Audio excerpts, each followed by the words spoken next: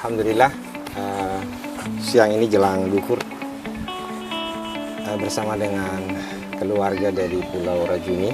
Ini sudah tiba di salah satu taman nasional terbesar di Indonesia, Taman Nasional Taka Bonerate, tepatnya di Pulau Tinabo. Dan di samping kiri saya ini sudah hadir. Maaf diambil waktunya ini Pak sedikit. Iya, tidak apa-apa. Saya santai kok sini. Dengan Pak siapa? Saleh Rahman, Pak. Iya. Sudah lama bertugas. Saya di sini Pak sejak tahun 99. Masya. Jadi tamat SMA langsung di sini tugas. Tapi asalnya Saya orang Selayar asli, daratan besarnya Selayar ini. Nah, 99. Berarti sudah sekitar hampir 20 tahun. 23 tepatnya mungkin, Pak. Pak Saleh, saya Pak Suban ya, Pak Suban. Iya. Apa yang menjadi keunggulan dari Taman Nasional ini? Dari sisi ekosistem alamnya mungkin bisa dicerita sedikit. Iya. Yang jelas kan Taman Nasional ini ditetapkan sejak tahun 92, Pak. Iya, sebagai cagar alam. Kemudian penetapannya menjadi Taman Nasional itu tahun 2001. Nah, ini ditetapkan dengan mandatori untuk perlindungan penyu, triton, kima, beserta habitat. Itu. Nah, salah satu juga yang menjadi keunggulannya karena Taman Nasional Taka Bonerate itu dianggap sebagai atol terbesar ketiga di dunia atau terbesar di Asia Tenggara, membentang dari Pulau Belang-Belang di utara sampai di sebelah selatan di sekitaran pulau dan perairan Pasir-Talu Timur. Nah, kalau bicara kan kebetulan ini kita berada di Pulau Tinabo Besar. Pulau Tinabo Besar ini Pak salah satu pusat pengembangan wisata di Taman Nasional Taka Bonerate. Jadi tempat di mana Bapak bermukim itu di Pulau Rajuni itu juga adalah bagian dari Taman Nasional Taka Bonerate. Iya. Tapi orang tidak sah ketika ke Taka Bonerate tidak datang ke Tinabo. Itu kalimat yang ada di Pulau Rajuni itu. Jadi ibaratnya orang ke Indonesia harus ke Bali dulu. Ya. Mungkin seperti itu analoginya. Jadi seluruh ekosistem alam yang ada di sini terlindungi, termasuk mungkin masyarakat pulau setempat nggak boleh mancing. Jadi seperti ini Pak, kalau Taman Nasional itu kan dikelola dengan sistem zonasi. Sama mungkin yang Bapak sebut tadi Wakatobi adalah salah satu kawasan pelestarian alam. Jadi dibagi menjadi ruang-ruang tertentu. Ada ruang di mana betul-betul tidak bisa melakukan aktivitas apapun kecuali penelitian. Semisal di depan kita itu. Itu kan Pulau Tinabo kecil, itu adalah zona inti. Nah, tempat di mana Bapak Pulau Rajuni itu adalah zona tradisional dan di situ kita dimungkinkan untuk melakukan pengambilan sumber daya alam dengan sistem ramah lingkungan, Pak. Jadi asal tidak menggunakan bom, tidak menggunakan bius, silahkan melakukan pengambilan sumber daya alam tanpa ada batasan kuota. Tapi dengan cara-cara yang ramah lingkungan tentunya, karena ini adalah Taman Nasional, kita berupaya bagaimana menjaga keberlanjutan ekosistem di sini supaya bisa tidak hanya dimanfaatkan oleh generasi sekarang, tapi dimanfaatkan juga oleh generasi mendatang. Ada tantangan besarnya nih selama menjaga ini. Ya, tantangan terbesarnya adalah upaya penyadaran dari masyarakat itu sendiri. Sebetulnya kalau masyarakat kami, masyarakat lokal sebagai mitra, itu relatif mudah kita sadarkan, kita ubah pola pikirnya menjadi orang yang ikut melestarikan. Tetapi ada orang-orang atau oknum pendatang dari luar yang mencoba memberi sumbu, mengompori untuk melakukan hal-hal yang melanggar. Padahal sebetulnya yang memperkaya diri mereka sendiri adalah orang yang dari luar ini. Nah, bisa juga nelayan yang datang dari luar memberi contoh, melakukan pengambilan dengan yang tidak ramah lingkungan. Masyarakat di sini karena apa ya, mereka tidak mau menjadi penonton. Ketika itu kita tidak lakukan penindakan secara cepat terukur, maka biasanya masyarakat akan cenderung ikut-ikutan. Ya, jadi itu tantangannya memang. Pengelolaan upaya penyadaran masyarakat, kemudian mempertahankan ekosistem yang tersisa. Apalagi lingkungan ini luas loh ini Pak. Iya Pak, kurang lebih 530.000 hektar ini. Jadi dalam 1 bulan misalnya Bapak keluar atau bertahan di sini selama berapa lama? Jadi kami punya sistem manajemen Pak. Itu diatur oleh balai yang berkedudukan di Benteng. Personil Ada berapa? ditetapkan ditempatkan di lokasi dan disuruh berdiam bermukim kurang lebih 22 hari Pak. Kemudian sisanya itu 8 hari mungkin silahkan keluar dan datang kembali petugas yang lain. Waktu 8 hari itu silahkan gunakan untuk keluarga. Ada berapa lama? Ya. Ada berapa personil yang... Personil untuk setiap pulau itu kurang lebih 4-6 orang. Tapi khusus di Pulau Tinabus ini karena untuk lakukan pelayanan pengunjung Pak, jadi kita kurang lebih 8 orang sih. Kalau untuk... Oh iya, saya kan di pulau sebelah itu kan ada Pos Pak. Ya, ada pos. Berarti mereka juga bagian dari... Bagian Pak. Bagian, Pak. Iya. Cuma ini karena pasca Idul Adha sampai mereka mungkin belum balik. Tapi tadi saya dengar informasi dari kawan kan ada kapal dari Benteng. Ada 4 yang masuk kembali ke sini. Mereka bertugas di Tinabus ini, kemudian Latondu dan Tarupa. Semuanya punya jagawan. Punya Pak. Jadi di sini ada 7 pulau berpenghuni, semuanya punya pos-pos yang seperti ini. Nah, salah satu pulau kosong yang ada posnya adalah di Tinabus Besar. Cuma ini menjadi spesial karena sepertinya ini tak berpenghuni dan sekali lagi secara ekosistem alam ini sepertinya benar-benar bersih. Pasirnya putih. Iya, benar. Dan itu menjadi keunggulan untuk wisata pantai. Ketika anak-anak bermain tanpa ada gangguan, tanpa ada kekhawatiran dari kita sebagai orang tua, cukup kita lihat dari jauh seperti itu, mereka aman dan bebas bermain. Berarti yang masuk ke sini pastikan bukan hanya masyarakat lokal ya, tapi kunjungan dari wisatawan. Iya Pak. Jadi memang arahnya seperti itu. Kalau masyarakat lokal memang kita tidak pungut bayaran. Tapi kalau wisatawan Nusantara yang dari luar kawasan ini khususnya Pak, dari Benteng itu kita sudah pungut. Mungkin harganya tidak terlalu tinggi, 5.000 per orang per hari. Kalau untuk wisatawan Nusantara Pak, harganya 150.000 per orang per hari. Termasuk resort ini kan saya lihat ada villa-villanya, berarti ini disewakan. Iya Pak, jadi vilanya kami di bagian belakang ini, sana tertutup asap itu disewakan, tetapi sebetulnya kami itu lebih ke pionir ataukah penggerak atau contoh supaya masyarakat melakukan hal yang sama. Jadi bukan berarti ini dikelola oleh Taman Nasional, kemudian membangun satu resort, satu villa, kemudian itu kami sewakan dan kami peroleh pendapatan untuk membiayai ini. Bukan seperti itu sebetulnya tujuan utama kami. Kami bagaimana berada di tempat ini, memastikan ekosistem berlanjut dengan melakukan pengawasan, kemudian bagaimana juga kita memberdayakan ekonomi masyarakat. Jadi masyarakat selain mengambil hasil secara langsung, kami berharap itu mereka mendapat manfaat tidak langsung melalui kegiatan ekowisata, Pak. Wisata yang terbatas karena ini Taman Nasional.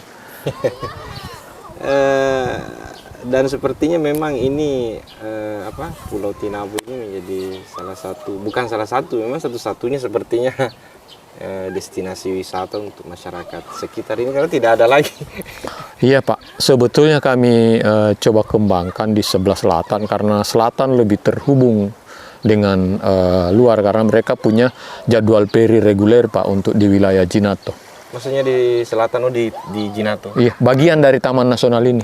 Tapi dia berada, kami anggapnya selatan. Ya. Jadi di situ ada pulau yang kurang lebih seperti ini bagusnya. Itu kami berharap itu juga dikembangkan suatu waktu. Tetapi yang jadi pilarnya, pengelola utamanya kami berharap masyarakat Pak. Dengan mencontoh apa yang sudah dilakukan oleh Taman Nasional di Tinabo. Ini kan ini Tinabo Tinabo kecil ya? Iya. Ini kan juga tidak berpenghuni. Tapi ada enggak penjagaan jaga warnanya juga sama dengan di sini? Tidak. Jadi ketika kami menganggap ada orang ke atas, maka petugas yang di sini datang mencoba menanyakan apa maksudnya, apa keinginannya. Kemudian kita beri pengertian dan kita upayakan kita halau mereka keluar dari situ.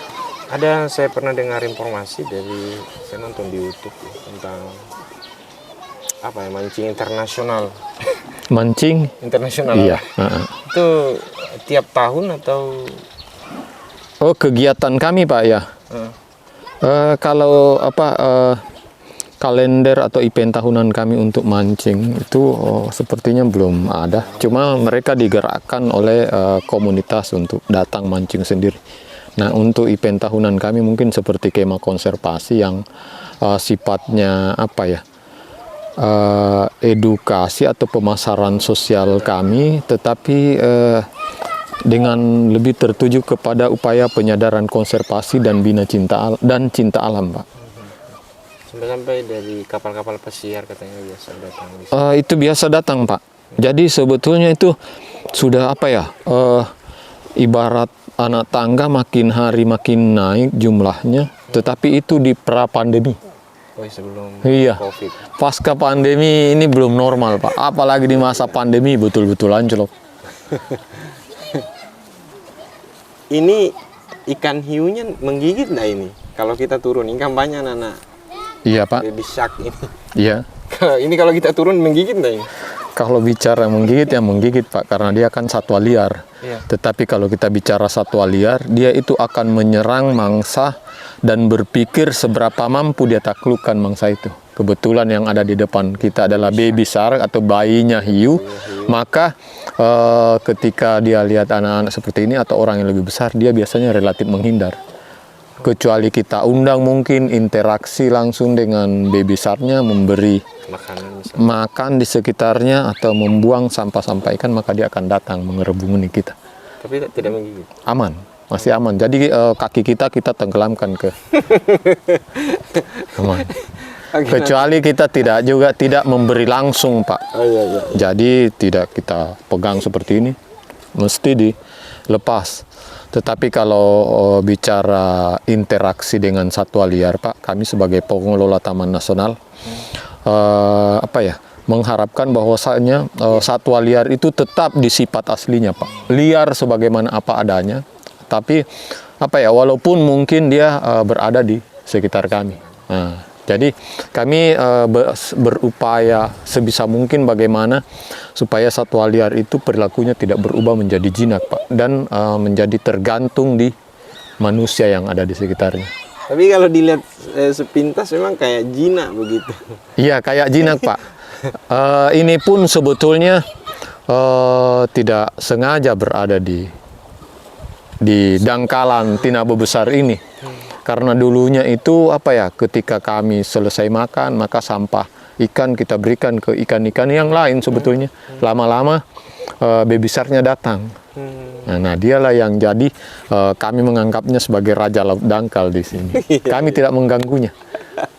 Baby shark yang ada di sini itu Pak jenis Carcharinus melanopterus. Mau dicoba, Bunda. Jadi menurut beliau ini aman untuk anak-anak ini baby shark-nya. Mari, Bu. Saya kalau cerita senang, kalau apa saja kalau. Iya. Saya pikir tadi ini daripada kita cuma ngambil-ngambil gambar, ada edukasi lah untuk penonton yang di sini. Bisa juga sambil jalan nanti Pak saya ajak ke sini.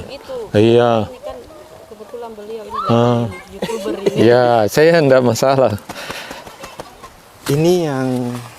Ini maksudnya apa ini semua? Ini Pak programnya salah satu program dari Taman Nasional yang diinisiasi teman-teman lapangan, namanya Sebuah Nama untuk Hijaukan Tinabuh. Jadi pengunjung yang datang ke Taka Budarate itu kita ajak untuk melakukan penanaman pohon Pak. 1 orang, 1 pohon, dan 1 nama. Oh jadi setiap orang yang berkunjung diajak untuk nanam pohon? Betul Pak, tetapi ada donasi di dalamnya. Jadi ketika pohon itu kita beri nama, kami teman-teman petugas lapangan di sini memastikan bahwasanya pohon itu tumbuh dan berkembang di sini karena ada namanya yang menandakan untuk tetap dijaga. Donasinya itu kurang lebih 50.000 per pohon. Iya. Yang berkunjung itu ya. Pengunjung yang yang mau menanam sukarela, tetapi tentunya kami beri edukasi pengertian di awal. Jadi ketika mereka mau menanam pohon itu adalah sebagai satu bagian kesukarelaan dari yang bersangkutan, kesadaran akan manfaat konservasi yang akan diperoleh nanti. Walaupun mungkin yang menanam pohon itu sendiri sudah tidak pernah melihat kembali pohonnya, tetapi manfaat yang ditinggalkannya itu tentunya menjadi amal jariah Pak. Apa namanya ini? Ini Pak namanya cemara laut atau Casuarina equisetifolia. Nah kalau bicara cemara laut ini adalah salah satu vegetasi perintis untuk ekosistem pantai Pak. Jadi ada beberapa vegetasi perintis yang coba kami kembangkan, cemara laut, kemudian ketapang, waru laut, sukun, kelapa adalah bagian dari salah satunya. Tapi kemudian pohon yang lain juga adalah beringin. Tetapi dari sekian banyak pohon yang coba kami tanam di Pulau Tinabos ini, ini yang paling banyak kami kembangkan karena terbukti mampu tumbuh cepat karena ternyata pohon ini memerlukan intensitas cahaya matahari yang tinggi Pak. Jadi makin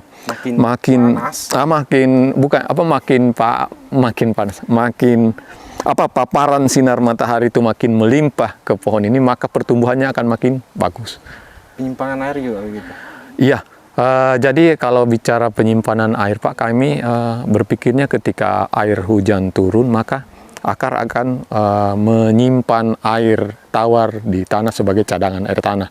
Tapi selain itu akar ini akan mendesak infiltrasi air laut yang berasal dari laut untuk mendorongnya lebih keluar, sehingga cekungan air tawar di dalam tanah itu lebih besar dan mungkin kami harapannya suatu waktu air tanah di Pulau Tinabo ini menjadi tawar dan layak. Itu tujuan utamanya? Itu tujuan utamanya Pak. Karena kalau bonus ikutan yang kita peroleh misalnya hadirnya burung-burung, kemudian kesuburan tanah meningkat, kemudian iklim mikro di sekitar kita makin baik, itu adalah bonus dari tujuan akhir kami bagaimana menghadirkan air tanah tawar di Pulau Tinabo. Masya Allah. Kalaupun itu misalnya waktunya panjang, kami capai 20 tahun, 30 tahun, 40 tahun, biarlah generasi belakang yang merasakan manfaat yang diinisiasi atau yang dilakukan oleh teman-teman dan pengunjung serta semua stakeholder Pak yang masuk ke sini. Karena kan yang menjadi problem terbesar terus terang di kepulauan seperti ini, saya kalau baru datang dulu ya sudah siap-siap kita mandi air asin ini. Iya. Nanti juga Pak sambil kita jalan, kita keliling, kemudian mutar, kemudian kita ke sumurnya. Oke, siap. Iya. Dek. Sini lagi. Kita pindah.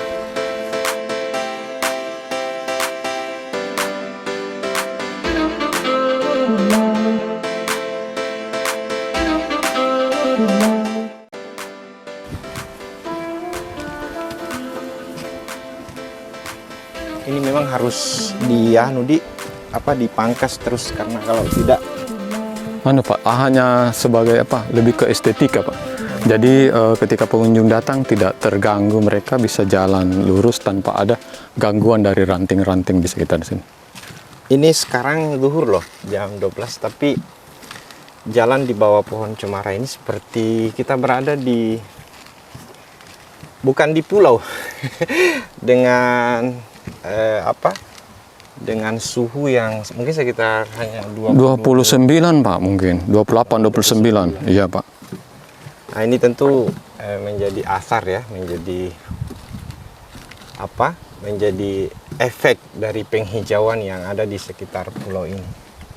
Dulu mungkin waktu Bapak di sini pertama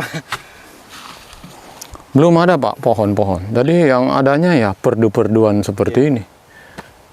Dan itu luar biasa panas Pak. Ketika jam 12 seperti ini, maka teman-teman yang bertugas di sini mungkin akan berada di bawah kolong rumah, enggan untuk keluar mengambil keperluan apa saja, misalnya air untuk minum, kita enggan, lebih mending tidur-tiduran ngasuh saja. Jadinya malas bergerak karena memang luar biasa panas Pak. Kami menganggapnya dulu itu anekdotnya, kalau Anda di Benteng mungkin matahari itu 1, tapi kalau Anda di Pulau Tinabo mataharinya 9. Seperti itu gambarannya Pak.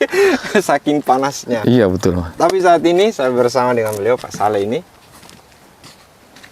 pas matahari berada pas di atas kita ini, tapi suhunya di sekitaran 28-29. Ini luar biasa.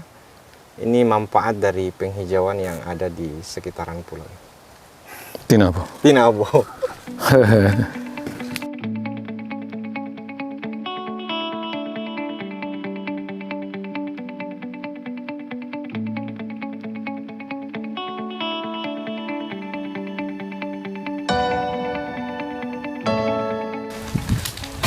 Kita sudah sampai di tempat ini.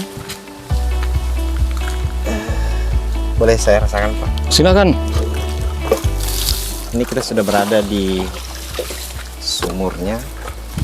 Itu namanya sumurnya Pak.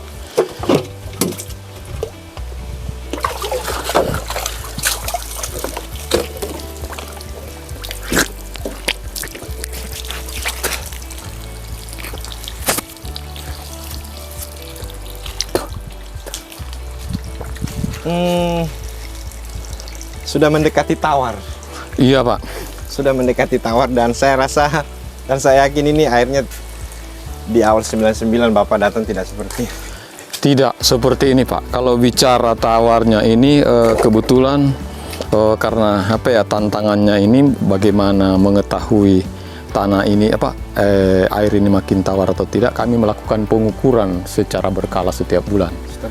Jadi indikator tawarnya air itu adalah 0 salinitas. Nah, untuk pengukuran ini di awal kami mengukur kurang lebih 2 tahun lalu kalau tidak salah. Nah, itu kurang lebih 18 nilainya Pak. Kemudian turun menjadi 15, 13, naik lagi, namanya fluktuasi. Kadang musim kemarau, musim hujan, 13, turun 8, 10, 5, dan pernah menjadi 2 Pak. 2. Kalau 2 itu artinya sudah mendekati, sudah sangat tawar, karena tawar itu adalah 0. Nah, untuk yang sekarang bulan ini kami baru ukur lagi, nilainya adalah 6. Tuh, gambaran tawarnya air di sumur kita ini. Wai Sumur Harapan. Mata air. Sumur Harapan Mata Ere. Mata air Pasiana. Mata Ere Pasiana. Ere itu bahasa Selayar Pak, jadi mata air. Pasiana persaudaraan. Masya Allah. Jadi mata air persaudaraan ini artinya dibangun oleh semua pihak, maksudnya diadakan oleh semua pihak melalui penanaman pohon secara bersama. Jadi di seputaran sumur ini kami melakukan penanaman pohon. Ke timur mungkin ini sudah jauh, ke selatan juga kami lakukan penanaman. Kemudian di sebelah barat kita ada tanaman alami yang sudah ada sejak saya bertugas di sini. Kalau utaranya mungkin lebih banyak lagi tanaman, karena disitulah yang menjadi cikal bakal dari pohon-pohon cemara yang ada di sekitar kita. Tapi untuk di seputaran sumur ini lebih banyak tanaman yang kami tumbuhkan, tanaman lain, karena mencoba membangun keanekaragaman Pak. Ada pikus atau beringin, kemudian ketapang, kemudian beberapa juga kami tanam sukun dengan asam laut Pak. Asam laut? Iya Pak. Iya. Ini waru laut. Jadi memang kami coba tanam di sini lebih beragam dan apa ya? Kalau saya perhatikan di sini itu daun-daun dari tanaman yang kami tanam hijau sepanjang tahun. Artinya sudah ada dampak dari sumur yang ada di dekatnya. Jadi teman-teman sekalian, inilah harapan nawacita yang merupakan visi dari penanaman pohon ini. Bagaimana kemudian pulau ini yang akan menjadi sampel yang akan mewarnai pulau-pulau di sekitar Kepulauan Selayar ini, seperti bahasa Bapak tadi, menjadi air tawar sepanjang tahun. Menghadirkan air tanah tawar sepanjang tahun. Masya Allah. Ini seperti masuk gunung ini, masih masuk gunung, masuk hutan ini. Iya. Jadi ini memang ditanam di apa ya? Ini bagian sebelah timur dari sumur yang kita datangi tadi, Pak. Iya. Sumur yang kita datangi itu yang ketapang yang banyak itu, Pak. Iya. Nah, kita coba bagaimana apa yang melingkupi sumur supaya tujuan kami lebih cepat tercapai. Ini memang tidak, ini ditanam atau ini pohon anu ini? Ini ditanam cemara-cemara laut ini, Pak. Kalau yang ini nih? Oh, ini enggak. Kalau perdu memang tanaman alami yang ada di pulau sini. Sebetulnya ini cemara laut juga tanaman alam yang ada di sini. Cuma apa ya, kita manusia itu lebih apa kalau menyebarkan bibit tanaman dengan intervensi manusia itu lebih cepat dibandingkan kita biarkan dia tersebar secara alami, Pak. Oh, lebih cepat kalau disentuh manusia? Iya, Pak. Jadi memang fungsi kita apa ya?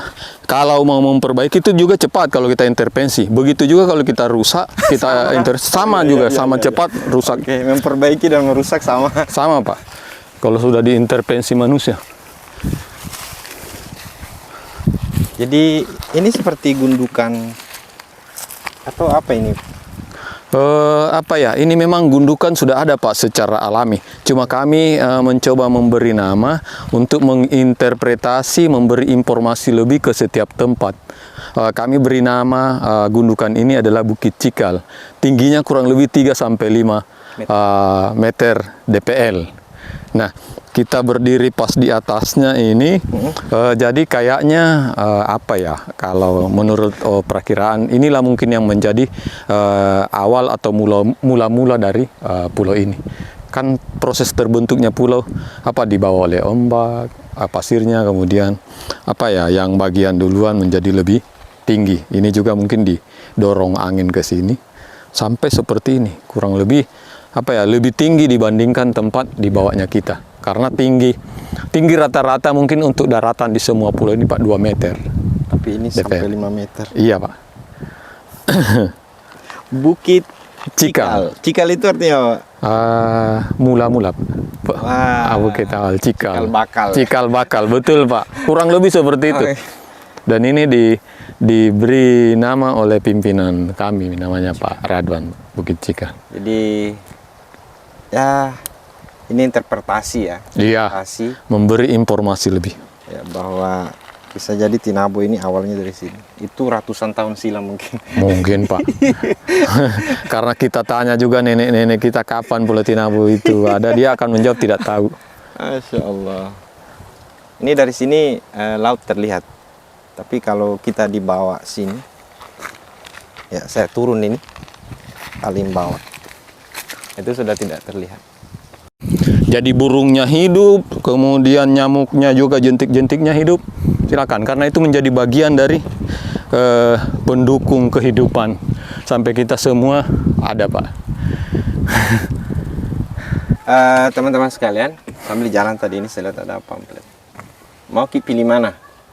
Bom, bius, kompresor, atau alat tangkap ramah lingkungan? Nah, ini pertanyaan yang sedikit menggelitik. Coba dikasih edukasi dulu ini sama masyarakat kita. Jadi, kenapa harus pilih alat tangkap ramah lingkungan? Ya, jadi ini salah satu apa ya, papan bicara kami ketika orang lewat. Siapapun bisa membaca, Pak, memahami, karena apa ya, sengaja memang kita pasang supaya lebih mudah dimaknai ketika dibaca. Dan ini dibagi menjadi 2 bagian. Di satu sisi adalah lautan yang kosong, kemudian ada nelayan yang mengambil ikan dengan menggunakan kompresor. Kemudian ada juga yang tidak jauh dari situ menggunakan bom. Kemudian di sebelahnya coba digambarkan terumbu karang itu dengan rapat menghuni substrat di kolong perairan, kemudian ikan-ikannya juga relatif banyak. Seperti itulah penggambarannya. Kemudian orang dengan mudah melakukan penangkapan ikan. Memancing pun ketika kondisi alam ini baik, tidak akan kalah dengan kegiatan yang seperti ini. Dan ini jelas tertulis ketika kita menggunakan bom bius kompresor, terumbu karang hancur, mati, ikan semakin sedikit dan kecil, berisiko besar lumpuh, kemudian dapat menyebabkan kematian. Ya, banyak ini kasusnya. Was-was dikejar-kejar petugas. Itu melanggar hukum kan? Itu melanggar hukum. Itu juga mungkin yang menjadi bagian dari image, opini yang terbentuk ke anak-anak nelayan di sekitar sini. Sampai bertemu dengan petugas itu mereka seperti alergi, Pak. Padahal sebetulnya opini, image itu dibentuk oleh orang-orang tua mereka, mungkin yang kebetulan keluarga yang lain melakukan penangkapan tidak ramah lingkungan, tersebar cerita dari seorang ke orang yang lain bahwasanya itu jagawana itu represif, menangkapi orang, dan lain-lain. Pada akhirnya hubungan lebih renggang, padahal tidak seperti itu. Kami sebetulnya lebih mau menyampaikan yang seperti ini, bagaimana kalau terumbu karang kita sehat, ikan tetap banyak dan besar, dan lain-lain, Pak. Tapi penggambarannya, Pak, kalau kita gunakan bom itu sebagaimana yang saya katakan di awal tadi, bahwasanya ketika kita menggunakan botol bir sebagai penampung pupuknya, kemudian diledakkan di kolong perairan, maka itu akan membunuh tanpa diskriminasi kurang lebih 5 meter persegi. 5 meter persegi. Kata tanpa diskriminasi di sini yang selalu kami tekankan, Pak. Selalu kami anggap penting kata itu. Karena apa? Ketika masyarakat membom hanya mengambil ikan target yang mereka inginkan. Dan itu ikan target yang mereka inginkan tidak lebih dari 10% dari seluruh atau total populasi yang mati, yang saya katakan tadi 5 meter persegi itu. Bagaimana kalau kita menggunakan bom dengan ukuran jerigen 5 liter itu, Pak, yang bimoli? Maka lebih luas lagi, kurang lebih 20 meter persegi, membunuh tanpa diskriminasi. Apapun yang ada makhluk hidup di situ semuanya mati. Mati, Pak. Itu karang itu, kalau kita bicara karang, Pak, satu ranting begini, satu batang yang berdiri kemudian bercabang kanan kiri itu diisi oleh ratusan, ribuan sampai jutaan makhluk kecil yang namanya polip, hewan kecil yang namanya polip. Jadi kalau bicara ini baru satu tangkai. Nah, di luasan 5 meter persegi itu kurang lebih ada puluhan bahkan ratusan tangkai ketika karang di sekitar situ sehat. Maka kalau satu tangkai itu kurang lebih 10.000 polip, kalikanlah dengan sekitar 100 tangkai yang Anda matikan ketika Anda membom. Dan Anda tidak merasa berdosa dengan itu. Tapi itulah yang menjadi tantangan kami, Pak. Bagaimana berupaya menyadarkan masyarakat ini secara pelan, terus-menerus, tanpa henti, tanpa bosan. Kami selaku petugas, kalau kami diperlukan berada di sini kurang lebih 20 tahun ke depan lagi, saya kira tidak masalah. Negara akan terus hadir untuk mempertahankan ekosistem ini demi kebaikan masyarakatnya secara umum, Pak. Untuk generasi yang akan datang. Betul, Pak. Oh ya. Nah, sekarang kita tiba di Menara Pantau. Menara Pantau. Tapi yang menarik dari Menara Pantau ini, bentuknya ini seperti kapal pinisi. Coba bisa dijelaskan? Iya, Pak. Jadi memang ini tujuan awalnya memang fungsinya untuk menara pantau. Bagaimana teman-teman petugas yang berada di sini tanpa menggunakan kapal, dengan cukup menaiki tempat ini mereka bisa memantau area di sekitaran mereka. Menara Pantau ini awalnya rancangannya sebetulnya kotak segi 4, tetapi kemudian pihak pimpinan mengatakan bahwasanya mubasir kalau bentuknya sebagaimana umumnya monoton ke atas. Kebetulan Menara Pantau ini dibangun di Pusat Pengembangan Wisata Taman Nasional Takabonerate, maka dipikirkanlah ketika mengeluarkan anggaran untuk pembangunan Menara Pantau, bagaimana supaya Menara Pantau ini juga berfungsi sebagai salah satu atraksi dan destinasi wisata buat pengunjung. Kalau pengunjung datang. Iya. Ini bisa main di atas ya? Bisa Pak. Dan ini memang ada ketentuan untuk ketentuan pengunjung untuk naik di atas maksimal 4 orang dan lain-lain. Ada di situ semua tertulis. Tetapi kenapa petugas di sini juga bolak-balik juga naik ke atas, karena ternyata untuk di pulau ini yang paling bagus untuk nangkap signal, kemudian terhubung dengan keluarga pada lain-lain di atas Menara Pantau. Jadi kalau mau video call, mau teleponan sama keluarga di atas? Di atas, teman-teman kami di atas. Begitu juga ketika menghadiri rapat secara sumpah, kita di atas. Emang panas ini? Oh, ada di bawahnya ya? Ada di bawahnya, jadi ada 2 lantai itu di atas, yang tidak ada atap, kemudian di bawahnya ada ruang lagi nih, yang kita bisa maksimalkan. Jadi ternyata ini menjadi multifungsi ya? Iya. Multifungsi. Nah, sekarang saya berada ini di ujung Wisma Moody Branch. Moody Branch. Tinabo Island. Ini ini memang disiapkan untuk wisatawan yang mau nginap ya? Iya, betul sekali Pak. Jadi ini kita punya wisma penginapan, mungkin jumlah kamarnya kurang lebih 4. Iya, sewanya mungkin 300 sampai 350 per kamar Pak. Tetapi yang masuk sebagai PNBP itu atau yang karcis yang tertulis nanti 150 itu masuk ke negara. Kemudian yang 150 itu lebih ke biaya kebersihan, kemudian sarapan include di dalam situ. Oh, jadi include sarapan? Iya Pak, sarapan. Tapi makan malam tidak? Enggak, makan siang, makan malam enggak. Jadi kalau Anda mau ke sini, silahkan siapkan untuk makan malamnya, tetapi Anda nginap paginya itu Anda sudah disiapkan oleh panitia di pulau ini untuk makan paginya ya. Untuk makan paginya itu sudah include dalam pembayaran 350. Suatu saat nanti kalau saya datang kembali rasanya tidak pas deh kalau tidak nginap di sini. Betul sekali Pak. Kita coba nginap, kemudian kita rasakan semalam di pulau ini seperti apa kita tanpa kebisingan sebagaimana di kota-kota besar. Mari kita coba mengheningkan cipta di sini, merenungi ciptaan Tuhan. Sambil menyatu dengan Allah. Iya, sambil menyatu dengan Allah. Menarik untuk Anda buktikan suatu waktu. Oke.